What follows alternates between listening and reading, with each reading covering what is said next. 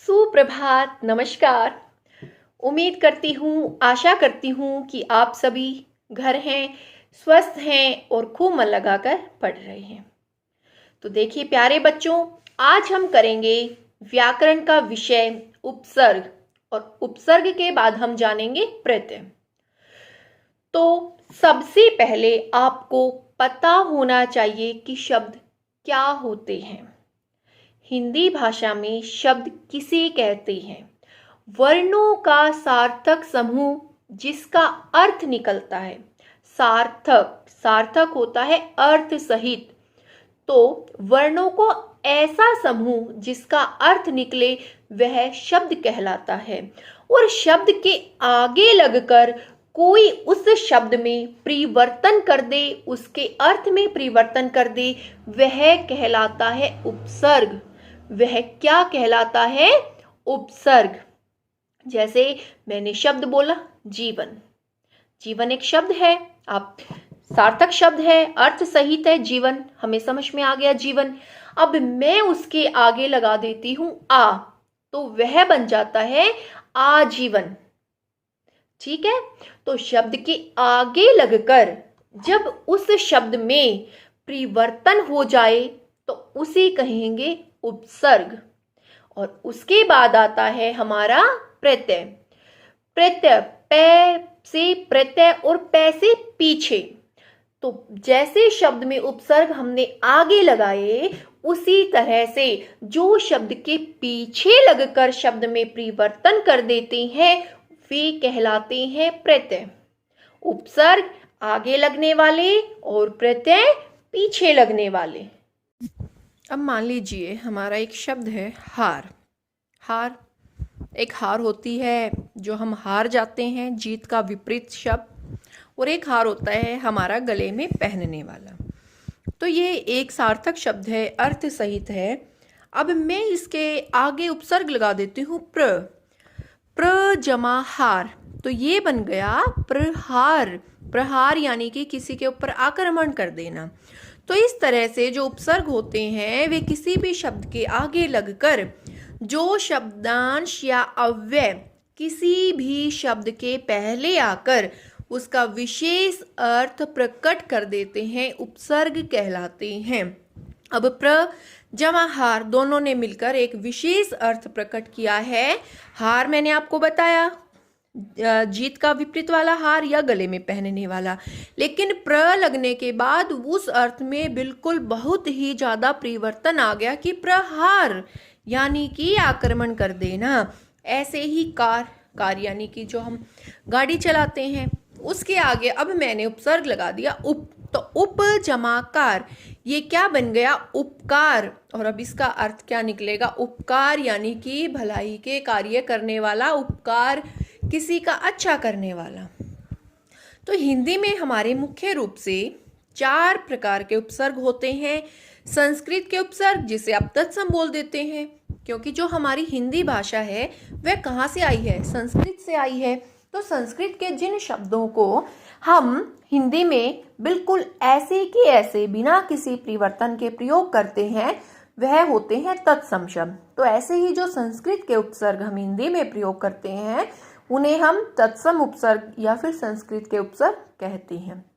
दूसरे जो हमारे होते हैं हिंदी के उपसर्ग जिन्हें हम तद्भव कह सकते हैं, यानी जो संस्कृत से परिवर्तित होकर हिंदी में आ गए हैं वे उपसर्ग। उसके बाद उर्दू के उपसर्ग और उसके बाद अंग्रेजी के उपसर्ग। तो ये हमारे मुख्य रूप से हिंदी में 4 प्रकार के उपसर्ग होते हैं। अब मैं आपको कुछ उदाहरण यहाँ बता देती हूँ जिससे आप और भी अच्छे से उपसर्ग को समझ जाएंगे। जैसे अति शब्द है, वृष्टि शब्द है कर्मण। तब मैं इन दोनों के आगे अति उपसर्ग लगाऊंगी तो ये बन जाएगा अतिवृष्टि अतिकर्मण। उसके बाद अधि, अब नियम होता है, नियम के आगे अधि लगा दिया तो अधिनियम, करण के आगे अधि लगा दिया अधिकरण। तो ऐसे क्या है, इन शब्दों के आगे उपसर्ग लगाने से इनके जो शब्द का अर्थ है उसमें एक बहुत ही बड़ा बदलाव हो जाता है। डर गम, उनके आगे मैंने लगा दिया नी, तो निडर निगम। दान योग, अब मैंने उपसर्ग लगा दिया प्र, तो प्रदान प्रयोग। तो ये मुख्य रूप से हमारे उपसर्ग होते हैं, जो कि आपकी पुस्तिका में भी मैंने लिखकर भेजे हैं। आप उन्हें एक बार अवश्य पढ़ें ताकि आप समझ जाएं कि किस तरह से ये शब्द में परिवर्तन कर देते हैं। उसके बाद हम चलते हैं प्रत्यय की ओर। प्रत्यय यानी जो शब्दांश या अव्यय किसी शब्द के पीछे लगकर उसका विशेष अर्थ प्रकट करते हैं, प्रत्यय कहलाते हैं। अब आपका शब्द है समाज, तो समाज के पीछे मैंने इक प्रत्यय लगा दिया तो वो बन गया सामाजिक। सुगंधित, सुगंध जमा इत, सुगंधित। तो ऐसे उपसर्ग आगे लगकर परिवर्तन करते हैं, तो प्रत्यय जो है वो पीछे लगकर कर देते हैं। कई बार जब हम इनको पढ़ते हैं तो हम कंफ्यूज हो जाते हैं। हमें ये रहता है कि उपसर्ग आगे या प्रत्यय आगे, तो इसको याद रखने के लिए याद रखिए प्रत्यय पीछे, प्रत्यय पीछे। तो इस तरीके से आपको जो है थोड़ी सी आसानी हो जाएगी। उपसर्ग 4 हैं और जो हमारे प्रत्यय हैं वो हिंदी में मुख्य रूप से 3 हैं। सबसे पहले संस्कृत के प्रत्यय, फिर हिंदी के प्रत्यय, और फिर हमारे जो बाहर की भाषा हैं, विदेशी भाषा जो हैं वो, उसमें चाहे हमारे अंग्रेजी के हैं, उर्दू के हैं, फारसी के हैं, तो ये हैं हमारे विदेशी प्रत्यय। अब मैं आपको कुछ बता देती हूँ प्रत्यय, जिससे आपका थोड़ा सा और अभ्यास हो जाएगा। जैसे आस और मीठा, उनको दोनों को मिला दिया तो मिठास। खटास, आर लगा के लुहार, सुनार। कार प्रत्यय लगा के नाटककार, रचनाकार, लेखककार। आऊ, टिकाऊ, बिकाऊ। या लगाकर घटिया, बढ़िया।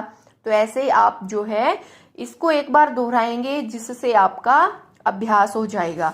तो ये हैं आपके उपसर्ग और प्रत्यय। याद रखिए उपसर्ग आगे और प्रत्यय पीछे।